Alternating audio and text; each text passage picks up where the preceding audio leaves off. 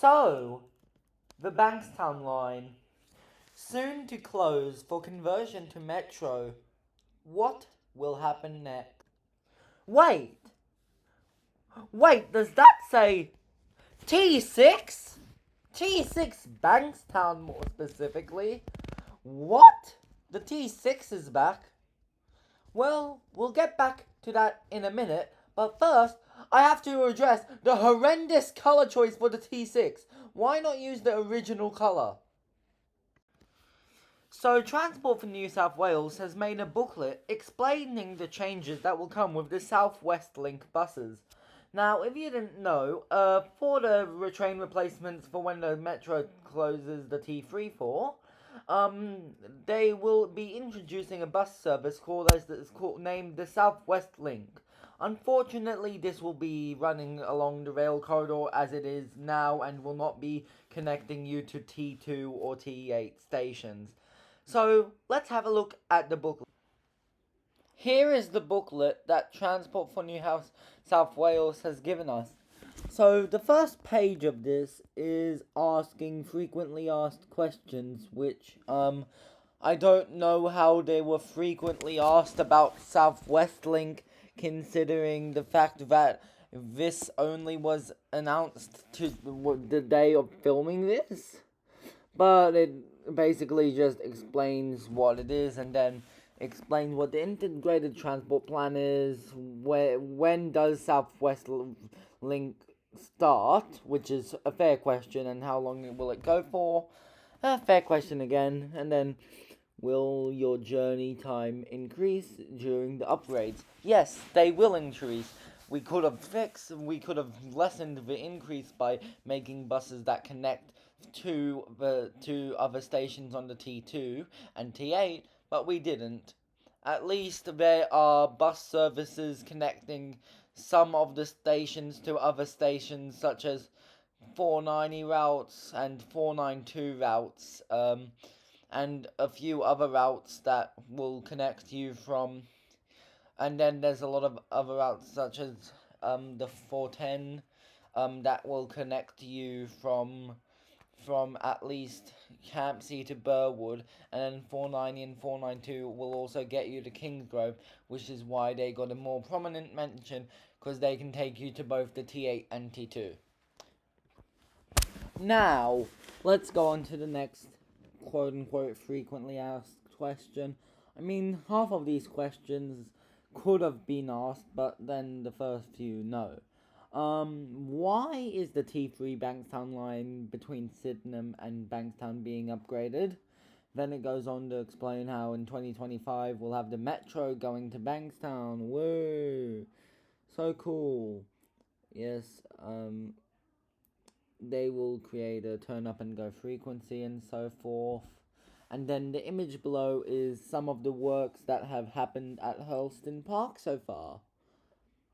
Now, there is and now we, at the end of the booklet, which is going to go on to explain what are the changes for the stations west, which is that there will be a new timetable introduced, obviously, and then the T3 Liverpool and Inner West line, which basically means T3 is still going to fully exist, except it's just going to go via Lidcombe through all of the Inner West stations, which will be interesting. Then it goes on to talk about the new T6 Lidcombe and Bankstown line.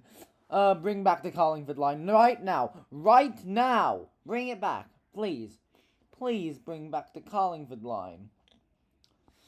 Yeah, so it will go on to say how, in between Bankstown and Lidcombe, that, well, they're bringing back the T6, and then the Carlingford line is just a light rail now, but they used a brown instead of the original T6 colour, which is not good. We need to make a petition to get them to use the original T6 colour. The brown, it does not fit right. Now let's go on to the next question. Well, it's not really a question. What am I saying? Well, it's a statement. Sorry, I got my words mixed up. Oopsie doopsie. Train replacement buses at sometimes during the final stages, the T6 will have to be closed for periods of time for track maintenance and so forth, which is expected from Sydney trains, so they don't really have to mention that, but at least they're getting people a heads up. What are the changes for Erskineville and St. Peter's passengers? Well, the T8 will be servicing them until until another timetable change after this, which will force the T4 to permanently stop at St. Peter's and Erskineville, which is also covered in the more trains. More trains, more services plan, which we will look at in a second. But basically, the T8, some services will finally bypass the airport link, which will be exciting to say the least. So, yeah. Now it's just saying tickets on train replacement buses, and then the fact that you still have to have an Opal card or credit card. So let's get on to the More Trains, More Services program, and we'll look at what it says. So they are first going to add more services to the T8 airport line, which will be including an 80% increase at airport stations. I don't know how they are gonna provide service to St. Peter's and Erskineville by diverting T8 services and simultaneously add 80% more frequency to airport stations, but we will see later when this is introduced. And then, well, this might be after the T4 begins to stop, and then 30% increase in peak services, and then more services in the T2, and then they will finally make the South Coast Line better, meaning that you'll only ever have to wait 30 minutes in off-peak and 15 minutes in on-peak. It is great. Now let's look onto the next bit of the More Trains, More Services program. 1 second, I've just shoved this upwards, cause look at the bottom. 98 new Marion carriages. Why are they getting more D-sets? Unless that part is outdated. I hope it is. But if it's not, why are they getting more D-sets? So now on to the 2024 rail timetable. As part of the Sydney Metro, City and Southwest, blah blah blah blah blah blah blah blah blah blah blah blah. Transport will introduce a new rail timetable in 2024 to support the closure, because the closure of the T3 Bankstown line needs some support. It's feeling very down at the moment. You need to give it some support. The new timetable will include changes for current T3 Bankstown line stations not converting to Metro, which means the T6. For stations west of Bankstown, rail services operating between Liverpool and City Circle via Bankstown will instead run to the Sydney CBD via Regent's Park and Lidcombe. A rail service will also operate between Lidcombe and Bankstown, with Regent's Park to be the main interchange point for passengers travelling to Bankstown, Liverpool, and the Sydney CBD.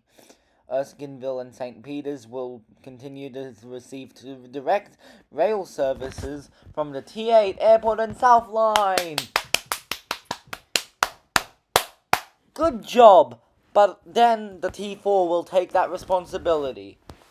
So then we won't have services bypassing the airport link after the T4 gets that responsibility, and I'm assuming that will be in 2025 when the metro opens. So now let's look at new buses. This is the Southwest Link livery for the new buses. There will be 100 buses painted into this livery and 200 bus drivers hired through the through the Transit Academy. So far, 40 have been hired and are in the process of being trained for these routes. They will be dedicated to these routes. Here is Southwest Link logo on the side of the bus. It's a pretty good livery, and these are ex-Red bus services, buses that I believe they will be using, as this first one is ex-Red bus services. So let's have a look at what's happening now with the Southwest Link buses. The buses only go to T3 Bankstown line stations with no connections to either the T2 or T8, which means a slower journey. If we go back to 2021, we can see here that the T3 Bankstown line rail replacement buses didn't always just stick to the T3 Bankstown line. With the 5.2 T3, the 5.3 T3, and the 5.4 T3 providing connections from the T3 Bankstown line to the T8 line.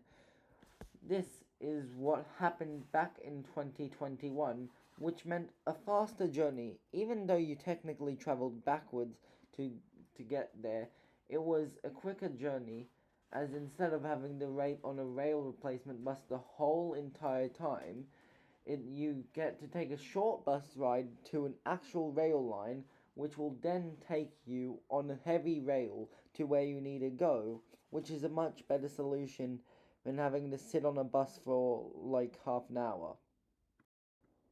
Although these buses only ran on weekdays, it is still a better solution. So, here we have the new line, the T6 Bankstown to Lidcombe shuttle, which is in an unfortunate brown colour. This is one of the more major changes. It will stop at Bankstown, Yaguna, Beerong, Regent's Park, Barala, and Lidcombe, meaning people who live in Beerong and Yaguna will now have no direct access to the sea, and the T3 now goes via the T2, stopping at all T2 stations, via the Inner West, stopping at all Inner West stations. Now, the other major change is the fact that the Metro to Sydenham will be open, and obviously the T3 will not go via Bankstown anymore. Now, on the new map, it doesn't show that the T8 airport link bypass doesn't go past Tempe. This is strange and may confuse commuters. However, with the current map, it does show this. I have no clue why they've done it like this, but it could confuse commuters a lot, especially if something happens and T8 trains do stop at Tempe. Some other minor changes is that the Metro West and the Metro Airport now appear on the map as under construction. Thank you for watching. All links to the information will be in the description, and I will see you guys next time. Bye.